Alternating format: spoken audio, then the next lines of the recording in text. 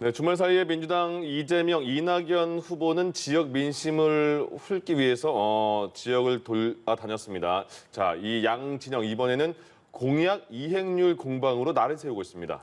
윤석열 전 총장이 국민의힘 깜짝 입당 후에 30%가 넘는 지지율을 기록하며 1위에 올랐다는 여론조사가 나오기도 했는데요. 관련 내용을 포함한 정치권 이슈들 조기현 전 민주당 법률위 부위원장, 윤기찬 국민의힘 법률위 부위원장과 함께 짚어보도록 하겠습니다. 네, 어서 오십시오. 안녕하십니까? 네, 안녕하세요. 먼저 민주당 예비 후보들 동선부터 살펴보면 이재명 후보는 TK 갔다가 불경, 호남, 충청 이렇게 돌았어요. 그러니까 수도권에 없는 상황이었고 거기에 또 이낙연 후보는 수도권, 경기, 인천 이렇게 좀 돌았잖아요. 이 지역 민심 지금부터 이렇게 다지는 걸로 볼 수 있을까요? 예, 이제 예비 경선 직후에 어쨌든 1라운드가 끝났다고 보면 네. 이제 본선 본격적인 어떤 그 경쟁 구도에 들어가기 전에 아마 지역을 다지는 일정 중심으로 가고 있는 것으로 보이고요. 특히 예. 올림픽이 있다 보니까 아무래도 국민적 관심사가 올림픽에 집중돼 있는 것도 있고 또 휴가 시즌이라는 부분도 있어서 이럴 때는 이제 지역을 중심으로 다져가면서 예. 지역의 주로 여론 주도층을 만나거나 이러면서 본인의 어떤 지지층을 다져가는 일정으로 보시면 될 것 같고요. 그래서 이제 기본적으로 이재명 후보도 본인의 어떤 출신 지역인 TK에서 시작을 해서 예. 최근에 논란이 된 또 이제 광주를 가서 네. 광주의 어떤 역사적 의미를 다시 부여하고 이런 일정으로 가시고 계신 거고요. 예. 또 이낙연 후보 같은 경우에도 아무래도 이재명 지사가 경기도지사로서 현직 지사로서의 경기도 내 지지율이 높은 상황이기 때문에 그 부분을 적극 견제하기 위해서 경기도나 수도권 일정을 진행하는 것으로 보입니다. 예. 선거 기간에 지역을 직접 방문하는 게 그렇게 효과가 피부로 느껴지나 보죠? 그러니까 지역 주민이 그 뉴스를 통해서 보겠죠. 네. 직접 만나본 그 효과보다는 뉴스를 우리 동네 통해서 왔었다. 이쪽에 관심이 있다 예. 이 정도의 아마 효과가 있을 것 같고 특히나 이번 호남 방문 등은 사실 이제 이낙연 지사가 호남에서 지지율이 높지만 50%를 못 넘기고 있거든요. 네. 근데 이제 권리당원하고 선거인단도 사실은 일반 당원이 들어가기 때문에 50%, 한 40%를 차지하는 호남의 민심이 상당히 중요합니다. 그래서 그걸 잡아야 될 필요성이 있고 이낙연 지사 입장에서는 상당히 행보가 잘한 행보라고 네. 보여지는 것이 지금 경기북도 설치법이 예. 발의가 돼 있는 상태입니다. 근데 이게 특이하게도 이재명 지사께서 약간 좀 핀트를 잘못 잡으신 게 경기 남부 쪽에 있는 계신 분들이 경기북도 설치에 대해서 꼭 반대하는 것만은 아니에요. 재정적인 차이가 워낙 크다 보니까 내세금으로 경기북도에 지금 어떻게 보면 메꿔주는 형식이거든요. 그러니까 경기 남도 소속의 도의원들도 상당 부분 한 66%가 찬성을 하고 있고 네. 국회의원들도 보면 그 해당 법률안 발의에 한 50분이 참여를 했어요. 여야 다 해서. 그중에 남도에 계신 분들이 15분 정도거든요. 네. 그러니까 이낙연 지사 입장에서 보면 이것이 상당히 평화통일도 설치 여기까지 나가게 되면 예.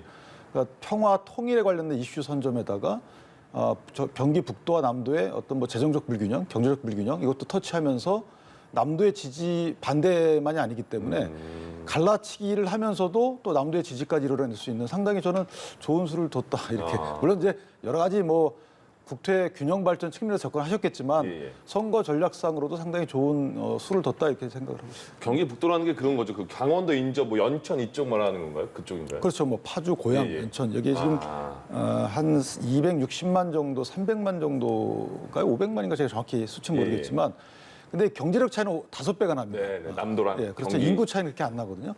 그런 것이 경기 남도 입장에서 보면 우리가 거둔 세금을 왜 북도에 갖다가 쓰느냐 이런 시각이 하나 있는 반면에 북도에서 보면은 애당초에 신경 안 썼으니까 이렇게 우리가 낙후된 거 아니냐 또 이런 시각이 있을 수 있거든요.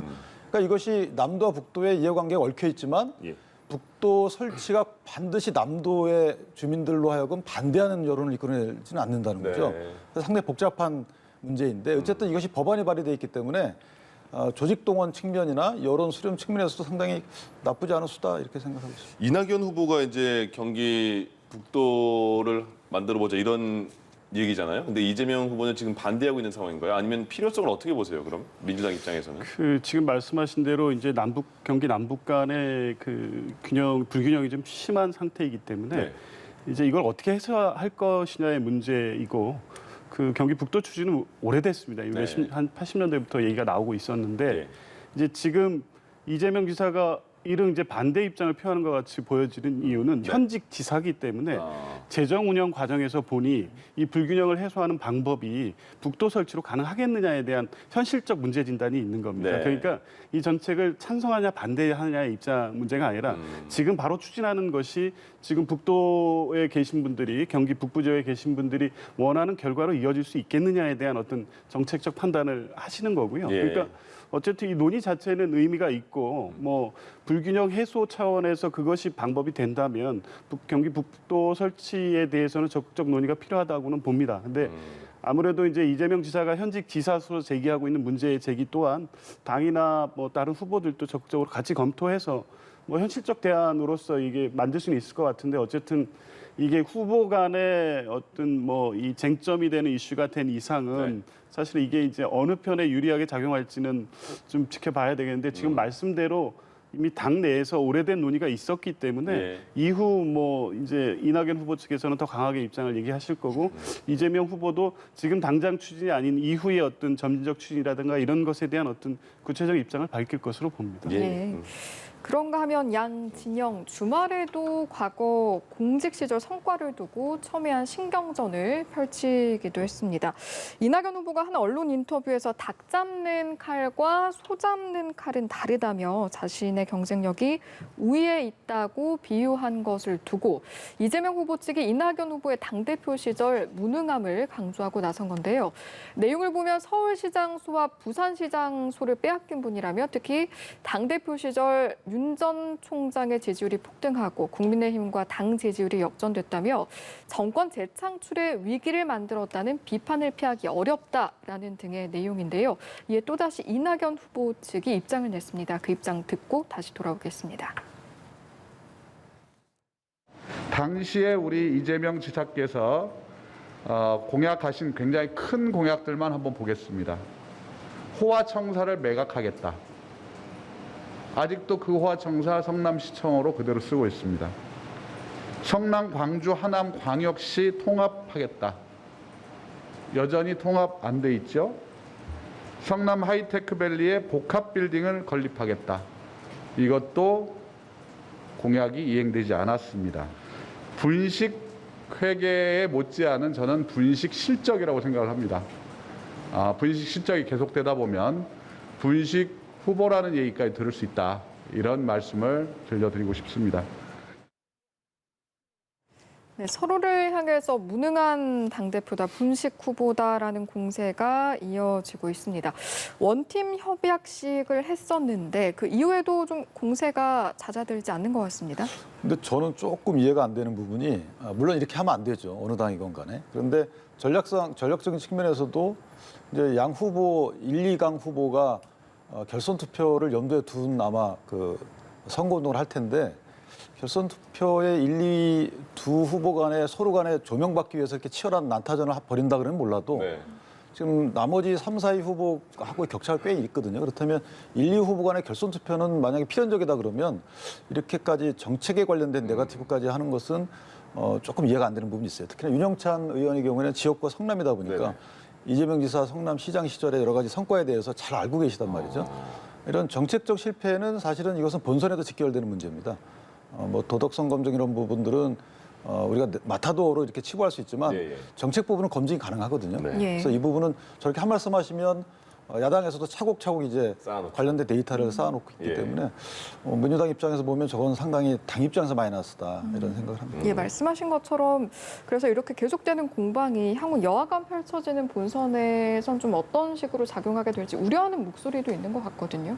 예, 지금 말씀하신 대로 지금 국민의힘은 차곡차곡 쌓아놓는 과정이 될 수밖에 없을 것 같습니다. 물론 이제 국민의힘도 이제 경선 국면에 들어가서 상호 검증이 되면 뭐 민주당 역시 국민의힘 경선 과정에서 나온 이제 검증의 과제들을 가지고 본선에 대비를 할 것인데 지금 어쨌든 문제는 누가 유능한가를 가지고 다툰다고는 하지만 사실은 누가 더 무능한지의 이슈와 메시지가 지금 나오고 있기 예, 예. 때문에 바람직하지 않죠. 이거는 뭐 당 지지자들 사이에서는 그게 뭐 지지하는 후보라 선택의 어떤 기준을 제시할 수 있을지 모르겠지만 당 전체적 차원에서 보면 마이너스가 되는 것은 분명해 보입니다. 그리고 향후 본선에서도 이런 이슈들은 다시 제기될 수밖에 없고 확정된 당 후보의 그 공격의 포인트가 될 것이기 때문에 누가 유능한 거에 검증을 하면서 과거의 어떤 정치 행위라든가 펼튼 정책에 대한 평가는 있을 수 있지만 그게 기본적인 자질까지 문제 삼는 정도의 비판까지 나가서는 안 된다. 그것은 당 전체를 위해서 또 이후 본선을 위해서도 바람직하지 않다. 이렇게 봅니다. 그러니까 두 후보가 총리 때 뭐 했냐 한 거 없지 않냐. 성남시장 도지사 때 뭐 했냐 한 거 없지 않냐. 이렇게 지금 싸우고 있는 거잖아요. 예. 그리고 이재명 후보 같은 경우에는 대표 정책이 기본소득인데 민주연구원에서 민주당 핵심 공약 정리한 걸 보니까 거기에 생활 기본소득 보장이라는 내용이 들어가 있어요. 그러니까 당내에서도 이거 당대표도 그렇고 민주연구원도 그렇고 특정 후보 이재명 후보 대표 공약인데 지지하는 거 아니냐 대놓고 예. 공정해라 이런 얘기가 나오던데 어떻게 보세요? 그 몇 가지 문제 제기될 만한 뭐 행보가 있었던 건 맞는 것 같습니다. 네. 송영길 대표가 경기도 예산정책협의회하고 이재명 후보와 같이 어떤 일정을 소화했던 네네. 부분도 있었고 예. 또 몇 가지 당내 어떤 강성 당원 지지자들에 대한 어떤 표현에서도 마치 어떤 특정 후보를 염두에 둔 것 같이 해석될 오해의 소지가 있었던 것은 맞습니다. 근데 예. 지금 그 제기한 어떤 생활 기본소득 문제는 이 당이 어떤 대선을 준비하면서 여러 가지 정책 공약을 오랫동안 계속 준비해 나가거든요. 그러면 각 후보 캠프에서 제기했었던 여러 가지 공약들을 검증하고 구체적 실행 계획이 가능한지에 대한 검토를 계속 하고 있는 과정에 있는 것이고요. 그 중에 생활 기본소득이 보면 뭐 이재명 후보가 주도적으로 제기하고 있기 때문에 이재명 후보의 공약만을 반영한 것처럼 비춰질 수 있지만 예. 뭐 당에서 설명한 것처럼 그 내용 중에는 이낙연 후보께서 말씀하시는 신복지 공약 내용도 또 포함되어 있거든요. 네. 그러니까 여러 후보 캠프 그리고 당이 이번 대선에서 추진해야 될 정책 공약을 정리해가는 과정에 있기 때문에 예. 특정 후보를 염두에 두거나 경선 공정성의 문제를 일으킬 만한 어떤 사안으로 보기는 좀 어렵지 않나 이렇게 봅니다. 알겠습니다. 다음으로 국민의힘 이야기로 한번 넘어가 보겠습니다. 경선 규칙을 두고 논란이 일고 있는데 예비 경선에서 시민 여론조사 100%로 진행을 하기로 했잖아요. 이를 두고 최 전 원장 또는 윤 전 총장 이렇게 당외 주자에 대한 배려가 아니냐 이런 이야기가 나오고 있다고 들었습니다. 분위기 어떻습니까? 당의 주자에 대한 배려는 맞죠. 그러니까 특정 주자에 대한 배려라기보다는 이제 플랫폼 기능을 하기 위해서는 뭐 장성민 전 의원도 입당을 한다는 오늘 거 들어왔다고 아니겠어요? 하더라고요. 예. 그러니까 DJ 적통이라고 하는 그러니까 여러 이 스펙트럼을 넓히는 차원에서 여러 주자들을 당내로 모셔와서 이 정권 교체를 위해서 어떤 뭐 기본적인 시스템을 갖추자 이런 측면에서 보면 100% 여론조사가 맞죠. 이것은 아마 윤석열 전 총장이나 최 감사원장에 대한 배려로 보기는 어려운 부분이 그 두 분에 대한 배려는 두 분은 사실 8명 안에 듭니다. 그러니까 1차만 지금 100%라는 거죠? 100%고요. 아직 예. 2차에 대해서는 룰이 확정이 안 됐고 최종 그 결선에 대해서는 이제 당원 당규상 50대 50이거든요. 네. 그러니까 아직까지는 이것을 특정 주자를 염두에 둔 배려라기보다는 당의 어떤 정체성, 그러니까 플랫폼을 지향하는 당의 정책하고 맞춘 경선 룰이다. 그때 1차 8명 안에는 사실 다 들지 않겠어요. 그러니까 저는 개인적으로 저렇게 지금 현재 요 문제 제기는 공감받기 어렵다. 네, 알겠습니다. 이제 그 윤석열 전 총장도 국민의힘에 들어가면서 많이 주목을 받았던 최재형 전 원장, 윤석열 총장 다 국민의힘에 들어가면서 후보가 됐습니다. 그래서 이제부터는 당내 다른 후보들과 치열한 검증이 예고됐을 텐데 특히 유승민 전 의원은 한 인터뷰에서 이렇게 말했습니다. 두 사람, 윤석열 전 총장, 최재형 전 원장 두 사람을 싸고 있는 신비주의 베일이 벗겨지면 지지율 출렁일 거다.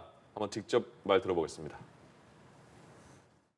이제 8월 말쯤 경선이 시작되니까요. 네. 경선이 시작되면 정책과 도덕성 검증이 아주 치열하게 될 거고 저는 경선은 뭐 치열할수록 당당할수록 좋다고 생각하는 편이고요. 네.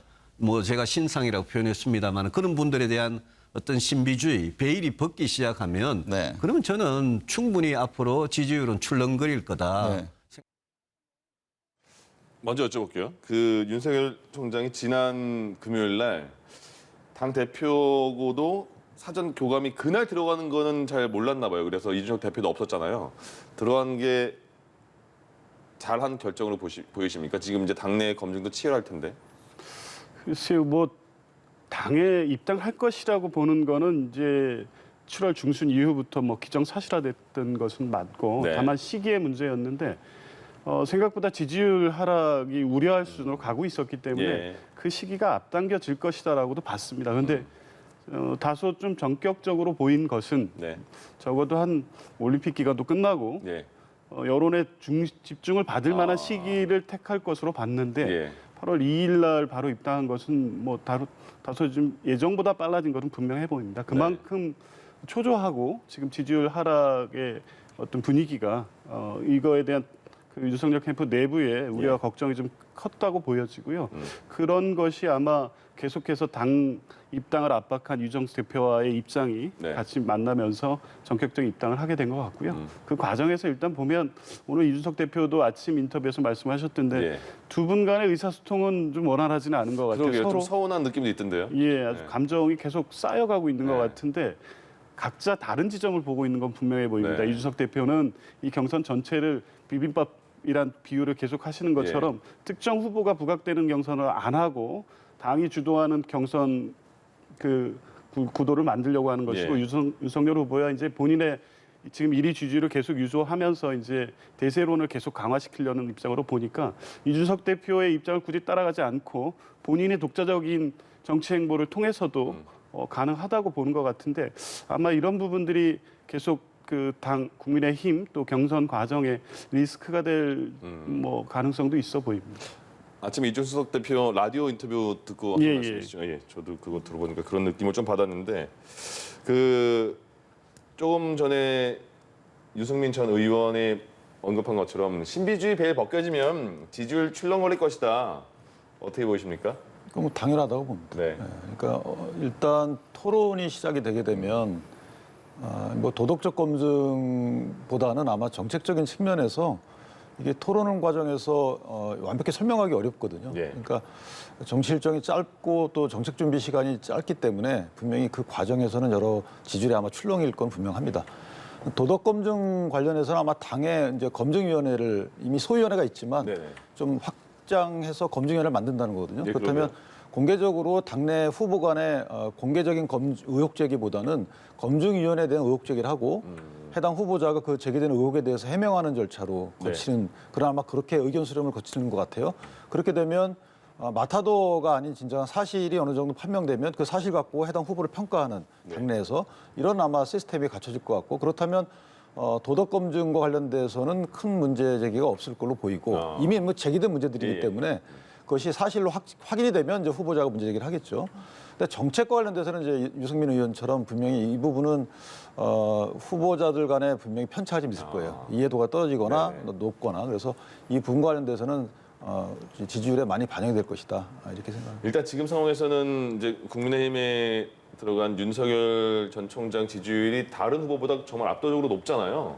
그 공격 포인트는 윤석열 전 총장일 수밖에 없을 것 같아요. 계속 당분간은. 그러니까 1위 후보와 2위 후보 간의 차이가 어찌 될지에 따라 다르겠죠. 저는 네. 결선 투표제가 없기 때문에 예. 일단 윤석열 전 총장에 대한 공세가 아무래도 강화되겠죠. 네. 더군다나 지금 윤 총장에 대해서 정책적으로 인정하거나 승인하는 분들이 많이 없고 예. 정책이 발표된 게 별로 없어요. 방향은 맞지만 그러니까 발표될 정책에 대해서 기존에 대선 2번 출마제인 분들도 지금 2분이 계시단 말이죠. 네. 그렇기 때문에 어느 정도 정책적인 본인들의 이 식견은 높아요. 이런 상황에서 보면 신상이라고 일컬어지는 두 후보자에 대해서 예. 정책적인 공격이 더 심하게 진행되겠죠. 네거티브는 제가 생각보다는 좀 잦아들 것 같고 또 하나 윤 총장의 지지율이 상당 부분 빠진 부분이 이제 보수층에서는 최 전 원장한테 갔다는 평가가 일부 신문에 보면 나와 있단 네. 말이죠. 네. 그렇기 때문에 의외로 최 전 원장 측의 공세도 더 셀 수도 있습니다. 윤 총장을 향한. 이것이 이제 대세론을 형성하게 되면 상당 부분 오래 가기 때문에 네. 윤 총장의 대세론을 깨지고 최 전 원장이 만약에 그 위치로 올라가면 뭐 상당 부분 오래 가서 본선 진출 가능성이 크다 이렇게 볼 수 있기 때문에 예. 이제 다만 그 안철수 국민의당 대표가 언제 입당할지가 이제 문제인데 합당 기간 이번 주까지던데요. 저는 개인적으로 아마 합당은 조개 될 듯 싶습니다. 네. 왜냐하면 이게 합당 문제가 안철수 대표의 개인적인 문제도 있지만 예. 사실은 거기에 구성원인 의원들의 그 상임위원장 배분 문제도 있어요. 그러니까 상임위원장 거의 3선 의원들이 계시기 때문에 네네. 상임위원장 배분 문제가 합쳐져 있는 복합적인 문제입니다. 이것이. 그래서 제가 볼 때는 조만간 결단의 시간이 있지 않을까. 그리고 결단해야 되는 것이 예. 윤 총장도 제가 볼 때 안철수 입당 이후에 들어올 생각이었던 걸로 저 개인적으로 생각을 해요. 근데 지금 그거 먼저 입당이 됐기 때문에 예. 오래 가면 오히려 국내심 지지층이 좀 나뉜다. 또 김동연 부총리가 또 바깥에서 색깔을 감춘 채 계시기 때문에 네. 사실은 제3지대라는 공간이 얼른 닫혀버리든가 아예 열리든가 해야 되는데 애매한 부분이 있거든요. 그러네요. 그래서 오히려 불확실성을 끝내 없애지 못한 상황에서 경선 열차를 출발시키면 국민의힘 입장에서 보면 좀 불리한 측면이 없지 않아 있다 이렇게 생각합니다. 예, 예. 네. 이준석 대표가 합당과 관련해서 협상 시한 이번 주까지다 이렇게 안철수 대표에게 이야기를 하니까 지금 국민의당 안철수 대표 측에서는 압박하는 건 좋은 자세도 아니고 갑질로 받아들일 수밖에 없다 이런 반응을 내놓고 있거든요.